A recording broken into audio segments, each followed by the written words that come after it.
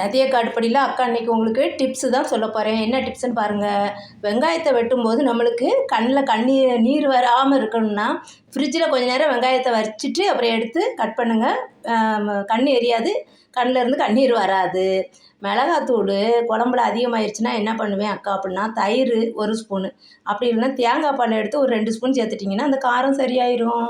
இதான் இன்றைக்கி அக்காவுடைய tips. Follow பண்ணி பார்த்துட்டு அக்காவுக்கு எப்படி இருக்குன்னு சொல்லுங்கள். ரதிய காடுப்படிக்கு சப்ஸ்கிரைப் பண்ணுங்கள், லைக் பண்ணுங்கள், ஷேர் பண்ணுங்கள். இத்தனை நாளும் சப்ஸ்கிரைப் பண்ண அத்தனை நல்ல உள்ளவங்களுக்கும் என்னுடைய வீடியோ பார்க்குற அத்தனை வியூவர்ஸுக்கும் ரொம்ப ரொம்ப ரொம்ப நன்றியை சொல்லிக்கிறேன் அக்கா. இது வந்து பனானா மில்க் ஷேக். மோஷன் ப்ராப்ளத்துக்கு வீட்டில் பிள்ளைங்க வெயில் காலம் தண்ணியே குடிக்க மாட்டேங்கிறாங்க, எப்பவும் போலே வாட்ரு குடிக்கிறது இல்லை.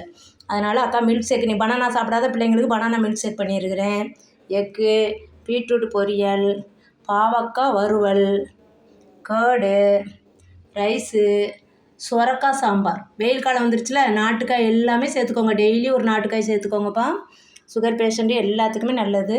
இந்த பனானா மில்க் ஷேக்கு அக்கா வீடியோ போட்டிருக்கேன். அக்கா ரதிய காடுப்படியில் வீடியோவில் போய் பார்த்து செஞ்சு உங்கள் குழந்தைங்களுக்கு கொடுத்து பாருங்கள். ரொம்ப ரொம்ப ரொம்ப சூப்பராக டேஸ்டியாக இருக்கும். நாட்டு சக்கரை போட்டு தான் செய்யணும். நாட்டு சக்கரை, வெல்லம், கருப்பட்டி ஏதாவது ஒன்று சேர்த்துக்கோங்க. சுகர் மட்டும் தயவுசெய்து ஒயிட் சுகர் போடாதீங்கோ.